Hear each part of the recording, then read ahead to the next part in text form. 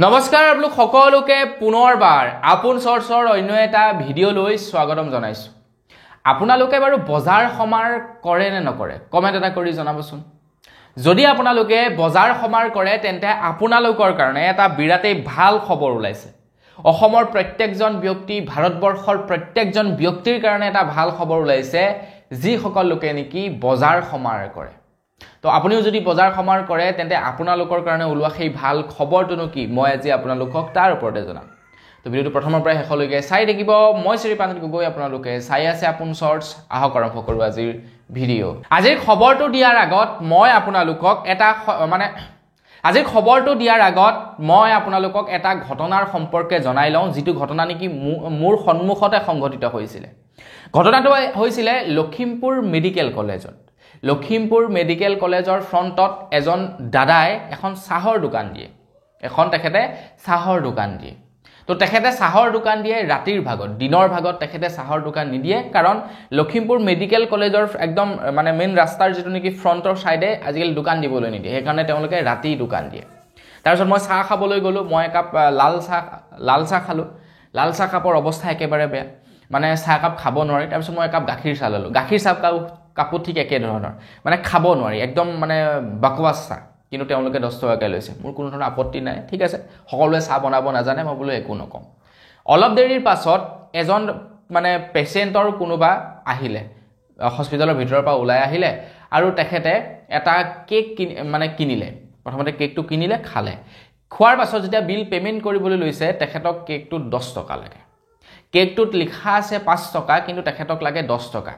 দাদাজনে কৈছে যে আপুনি 5 টকীয়া বস্তুটো 5 টকা লওক, চাহকাপ আপুনি 10 টকা লৈছে, চাহকাপৰ অৱস্থা বেয়া, সেইটোত আমি একো ক'বলৈ যোৱা নাই, কাৰণ সেইটোত কোনো ধৰণৰ MRP নাই, আপুনি যি দাম লৈছে আমি তাকেই দিব লাগিব।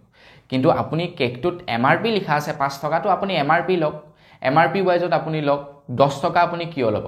সেই সময়তে আনফালৰ পৰা আপোনাৰ পুলিচৰ গাড়ী এখন আহিলে। তাৰপিছত তাৰ পৰা এজন ব্যক্তি নামিলে। ব্যক্তিজনে কৈছে যে ভাই ৰাতিখন দোকান দিছে, গতিকে 5 টকাৰ জেগাত 10 টকাটো ল'বই, গতিকে তোৰ খাবলৈ মন আছে যদি খা, নহ'লে যা, ভিতৰত যা। তো ঘটনাটো কিয় কৈছোঁ আপোনালোকক চাওক। কোনো এটা বস্তুত যিটো MRP থাকে, তো তেখেতে সেই MRPয়ে ল'ব লাগিব।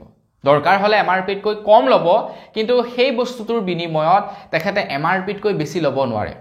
ৰাতি নালাগে তেখেতে যি টাইমতে দোকান নিদিয়ক কিয়, সেইটো তেখেতৰ বিচাৰ্য বিষয়বস্তু। 5 টকাৰ বস্তুটো 5 টকাই ল'ব লাগিব। তো আপোনালোকৰ লগতো তেনেকুৱা ধৰণৰ কেতিয়াবা হয় নে নহয়? আপোনালোকৰ ফ্ৰণ্টতো ঠিক তেনেকুৱা ধৰণৰ কেতিয়াবা হয় নে নহয়? বস্তুটোৰ দাম যেনিবা আছে 5 টকা, আপোনাৰ পৰা কি কৰিছে 10 টকা তেখেতে লৈছে। তেনেকুৱা ধৰণৰ আপোনালোকৰ লগত কেতিয়াবা নহয় কেতিয়াবা হয় নে নহয় কমেণ্ট এটা কৰি জনাব। MRPৰ ফুল ফৰ্ম কি বাৰু কওকচোন? মেক্সিমাম ৰিটেইল প্ৰাইচ, মেক্সিমাম সেইটো প্ৰাইজতকৈ আৰু বিকিব নোৱাৰে। মেক্সিমাম ৰিটেইল প্ৰাইচ সেইটোতকৈ আৰু ওপৰত বিক্ৰীব নোৱাৰে, দৰকাৰ হ'লে সেইটোতকৈ তলত বিক্ৰীব পাৰিব। মেক্সিমাম ৰিটেইল প্ৰাইচ, সেইটোতকৈ তলত বিক্ৰীব পাৰিব, দৰকাৰ হ'লে সেই MRPটোতকৈ ওপৰত বিক্ৰী কৰিব নোৱাৰিব। সেইটোক কোৱা হয় MRP। এই পুলিচজনে হয়তো চাগে সেই সম্পৰ্কে নাজানে। যদি সেই লিগেলি চাবলৈ যোৱা হয় দুয়োজনে অপৰাধী, কাৰণ আপোনাৰ এজনে MRPতকৈ বেছি দামত বস্তু বিকিছে আৰু আন এজনে ছাপোৰ্ট কৰিছে, গতিকে দুয়োজনে ক'ব গ'লে সমানেই সমভাগী সেই দুখত। বাৰু যি কি নহওক, এতিয়া ভাৰত চৰকাৰে কি কৰিছে, এনেকুৱা ধৰণৰ কাম কাজবিলাকৰ কাৰণে এটা এপছৰ মুকলি কৰিছে, যিটোৰ নাম হৈছে ই-জাগৃতি এপ্লিকেশ্যন। ই-জাগৃতি। তো এই এপছৰ জৰিয়তে আপোনালোকে এতিয়াৰে পৰা কমপ্লেইন কৰিব পাৰিব এইবিলাক বিষয়ৰ ওপৰত। আগতে কি হয়, আপোনালোকে যেতিয়া নেকি কোনো এজন ব্যক্তিৰ ওপৰত এনেকুৱা ধৰণৰ কমপ্লেইনবিলাক কৰে, তো আপোনালোকে আকৌ কোৰ্টলৈ দৌৰিব লাগে, কাৰণ সেই ব্যক্তিজনক যেতিয়া নেকি আপোনাৰ কনজিউমাৰ কোৰ্টত মতা হ'ব, আপোনাকো মতা হ'ব আপোনাক সাক্ষী দিবৰ কাৰণে। এনেকুৱা ঢেৰ কথা থাকে, কিন্তু এতিয়াৰে পৰা কোনো আপোনালোকে কোৰ্টত যোৱাৰ দৰকাৰ নাই, আপুনি যোৱাৰ দৰকাৰ নাই, যদিহে আপোনালোকে এই ই-জাগৃতি এপ্লিকেশ্যনৰ জৰিয়তে আপোনালোকে কমপ্লেইন কৰে। আগতে বহু লোকে কমপ্লেইন নকৰে, কি কাৰণে?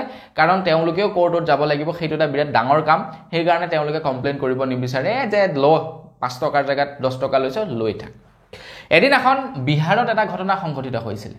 এজন বিহাৰৰ টিকেট কাউণ্টাৰৰ যিজনে নেকি টিকেট কাটে, তেখেতে কি কৰিছিলে, টিকেটত 2 টকা এটা খুচুৰা নাই বুলি এজন বিহাৰীক 2 টকাটো ঘূৰাই দিয়া নাছিলে। মানে বিহাৰী ব্যক্তি এজনে টিকেট এটা কাটিছিলে টিকেটটোৰ প্ৰাইচটো সামথিং আছিলে মানে ধৰি লওক সাপোজ 28 টকা আছিলে তো 2 টকা এটা খুচুৰা নাই বুলি কি কৰিলে তেখেতক 2 টকাটো ঘূৰাই নিদিলে সেই বিহাৰী ব্যক্তিজনে কি কৰিলে সেই যিজন নেকি টিকেট কাউণ্টাৰৰ মানুহ আছিলে তেখেতৰ ওপৰত কেছ কৰিলে তেখেতে কৈছে যে প্ৰত্যেক দিনে হাজাৰতকৈও অধিক মানুহে টিকেট কাটে গতিকে এজন মানুহৰ পৰা যদি 2 টকাকৈ খায় তেনেহলে 1000 মানুহৰ পৰা তেখেতে 2000 টকা খাই আছে মাহেকত তেখেতে 60000 টকা খাই আছে আৰু বছৰেকত কিমান টকা তেখেতে লুটি আছে সেইটো কিন্তু ভাবিবলগীয়া কথা আকৌ গতিকে তেখেতৰ ওপৰত কেছ কৰি দিলে অৱশেষত সেই ব্যক্তিজনৰ কেছ গুচি গ'ল তো সেই তেখেতলোকে 2 টকাৰ কাৰণে কেছ কৰিছে কিন্তু আমাৰ অসমৰ মানুহবিলাকে সেইবিলাকত মাত মাতিবলৈ বেয়া পায় বিভিন্ন ক্ষেত্ৰত মাত মাতিবলৈ বেয়া পায় কিন্তু এইবিলাক ক্ষেত্ৰত মাত মাতিব লাগে কিয়নো আমাক যথেষ্ট মানুহে লুটি আছে কিন্তু এতিয়াৰ পৰা আপোনালোকে চিন্তা কৰিব নালাগে বস আপোনালোকে ইজাগ্ৰিটি এপ্লিকেশ্যনটো খুলিব তাত আপোনালোকে কমপ্লেইন কৰিব কেতিয়াবা আপোনালোকে ফাৰ্মাসী এখনত গ'ল বা কোনোবা এখন দোকানত গ'ল বা শ্বপিং মলত গ'ল তেওঁলোকে কি কৰে ধৰি লওক 102 টকা আপোনালোকৰ বস্তুটোৰ দাম হৈছে তেওঁলোকে 102 টকাই ল'ব দৰকাৰ হ'লে 8 টকা আপোনালোকক মৰ্টন দি পঠাই দিব